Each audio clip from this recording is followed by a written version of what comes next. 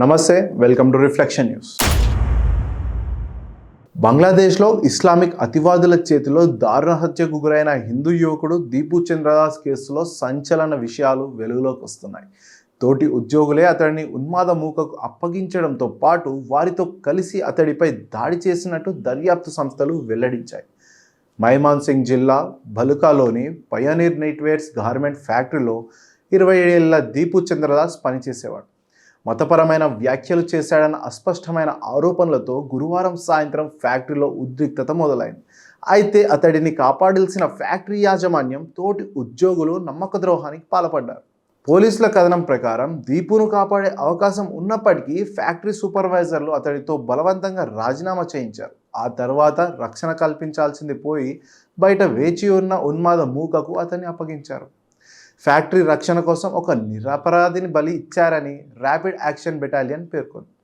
ఉన్మాదుల చేతికి చిక్కిన దీపుపై వందలాది మంది విచక్షణారహితంగా దాడి చేశారు.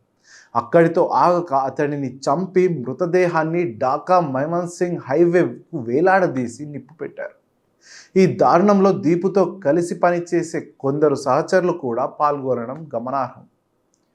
ఈ హత్య ఆవేశంలో జరిగింది కాదని, పక్కా ప్రణాళికతోనే జరిగిందని దర్యాప్తు సంస్థలు భావిస్తున్నారు.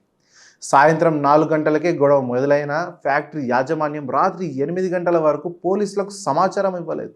సకాలంలో ఫోన్ చేసి ఉంటే దీపు ప్రాణాలు దక్కేవని industrial police superintendent Farhad Hossain Khan ఆవేదన వ్యక్తం చేశారు. అయితే దీపు మత విద్వేషణ వ్యాఖ్యలు చేశాడనే దానికి ఎటువంటి ఆధారాలు లేవని అధికారులు ధృవీకరించారు. సోషల్ మీడియాలో కూడా అతడు అటువంటి పోస్టులు పెట్టలేదని తేలింది. ఈ ఘటనకు సంబంధించి ఇప్పటి వరకు ఫ్యాక్టరీ అధికారులు సహా 12 మందిని పోలీసులు అరెస్ట్ చేశారు. 3 ఏళ్ల క్రితమే పెళ్ళైన దీపుకు 1.5 ఏళ్ల చిన్నారి ఉంది.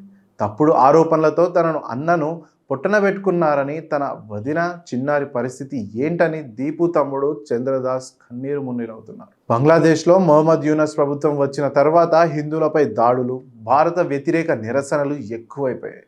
ఈ నేపథ్యంలోనే దీపు చంద్రదాస్ హత్య జరగడం అక్కడ నెలకొన్న అరాచక పరిస్థితులకు అద్దం పడుతుంది.